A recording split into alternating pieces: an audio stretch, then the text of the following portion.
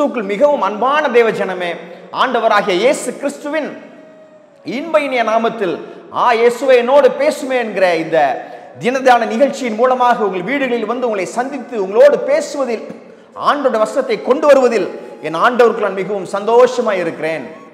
எப்பொழுதும் சந்தோஷமாய் இருங்கள். நம் ஆண்டவருடைய வசனத்தை பார்ப்போம் வாருங்கள்.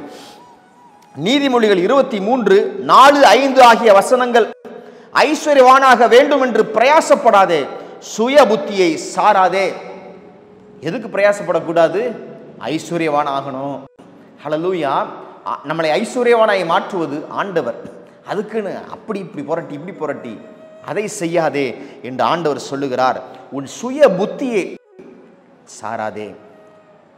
ஆண்டவருடைய வசனத்துக்கு எதிர்மறையாக இருப்பதுதான் சுய புத்தி. பாருங்க, எப்படி ஆன்டி கிரைஸ்ட் கிரைஸ்டுக்கு ஆப்போசிட்டா இருக்கிறானோ அதே மாதிரி நம்ம சுய புத்தி ஆண்டவருடைய வசனத்துக்கு எதிராக இருக்கிறது, ஆன்டி வேர்டாக இருக்கிறது. பாருங்கள் தேவஜனமே, ஆண்டவர் ஆபிரகாம்கிட்ட சொல்றாரு, உனக்கும் சாராளுக்கும் ஒரு குழந்தை பாக்கியத்தை கொடுப்பேன். இப்போ சொல்லும் பொழுது வயசாயிட்டு 99 வயசாயிட்டு, சாராளுக்கு 90 வயசாயிட்டு. இந்த வயசுல எனக்கு கிடைக்குமான்ட்டு நினைக்கிறது சுய புத்தி. ஆனால் ஆண்டோட வசனம் சொல்லுகிறது, நான் கொடுப்பேன்.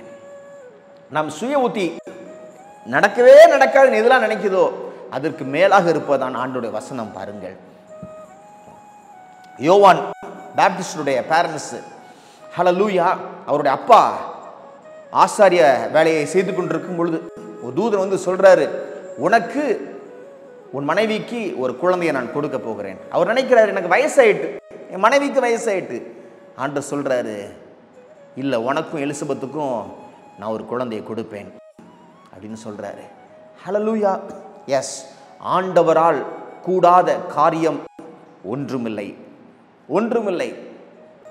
அதே மாதிரி ஆண்டவராகிய இயேசு கிறிஸ்து அவருடைய உலக பிரகாரமான தாயிட்ட ஒரு தூதன் போய் சொல்றாரு, நீ கல்யாணம் ஆவதுக்கு முன்பதாகவே பரிசுத்த ஆவியினால் உனக்கு ஒரு குழந்தை கொடுக்கப்படும் அப்படின்னு சொல்றாரு. இது உலக பிரகாரமான ஒரு சுய புத்தி எடுத்துக்கொண்டால் இது சாத்தியமே கிடையாது பாருங்க. ஆனால் ஆண்டவர் சொல்றாரு, இது சாத்தியம். அப்போ நம்ம சுய புத்திக்கு சாராத ஒரு காரியத்தை ஆண்டவர் சொல்லுவாரு, அதான் ஆண்டவருடைய வசனம். ஹல்லேலூயா.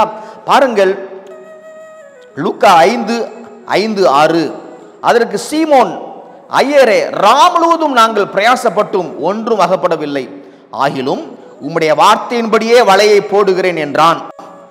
6வது வசனம், அந்தபடியே அவர்கள் செய்து தங்கள் வலை கிழிந்து போகத்தக்கதாக மிகுதியான மீன்களை பிடித்தார்கள்.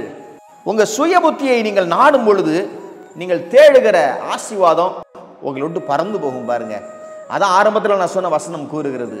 ஆனால் ஆண்டவருடைய வசனம் உங்கள்கிட்ட வரும் பொழுது, நீங்க அதை நம்பி செயல்படும் பொழுது ஆண்டவர் மிகுதியான ஆசீர்வாதங்களை உங்களுக்கு வைத்திருக்கிறார். நீங்க சுய புத்தியினால நம்ம சீமோன் பேதுரு ஐயா மாதிரி நைட்லாம் உட்காந்து டாயில் பண்ணிட்டீங்க. உங்க வாழ்க்கையின் இருளான காலங்கள் எல்லாம் நீங்க டாயில் பண்ணி கஷ்டப்பட்டு போயிருச்சு. ஆண்டவர் சொல்றாரு, பகல்ல நான் வர்றேன், நான் வந்து சொல்றேன், இந்த இடத்துல உன் வலையை போடுன்னு ஆண்டவர் சொல்லுவாரு. அப்போ அந்த இடத்துல அவருடைய வார்த்தையின்படி நீங்கள் போடும் பொழுது உங்களுக்கு ஆசீர்வாதம் வரும். சுய புத்தியை நம்பி நான் தான் முன்னாடியே ட்ரை பண்ணிட்டேனே, எனக்கு அது கிடைக்கல அப்படின்னு சொல்லும் பொழுது இல்லை, அவர் வார்த்தையை நம்பி அந்த இடத்துல வலையை போடும் பொழுது உங்களுக்கு ஆசீர்வாதம் வரும். ஹல்லேலூயா.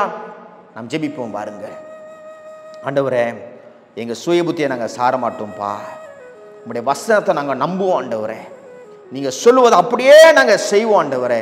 எங்கள் வாழ்க்கையில் எல்லாவற்றையும் நீங்கள் வாய்க்க பண்ணுவீங்க ஆண்டவரே, எங்களை ஆஸ்வதிப்பீங்க ஆண்டவரே, எங்களை பெருக பண்ணுவீங்க ஆண்டவரே. நாங்கள் நம்புவதற்கு ஏதும் இல்லாத சூழ்நிலையிலும் நாங்கள் உண்மை நம்புவோம் ஆண்டவரே. ஏன்னா நீங்கள் அற்புதத்தின் தேவன் ஆண்டவரே, அதிசயத்தின் தேவன் ஆண்டவரே. ஜனங்களுக்கு அற்புதத்தை அதிசயத்தை நீங்கள் செய்ய வேண்டுமாக நான் ஜெபிக்கிறேன். அன்பான தேவ ஜனமே, நீங்கள் அற்புதத்தையும் அதிசயங்களையும் தேவனிடத்திலிருந்து பெற்றுக்கொள்கிற காலங்களுக்குள் நீ வந்திருக்கிறீங்க. அவர் உங்களை ஆசீர்வதித்து பெருக பண்ணுவார். ஆண்டவரே, உமக்கு நன்றி அப்பா.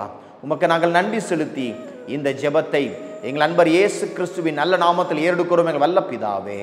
ஆமேன்.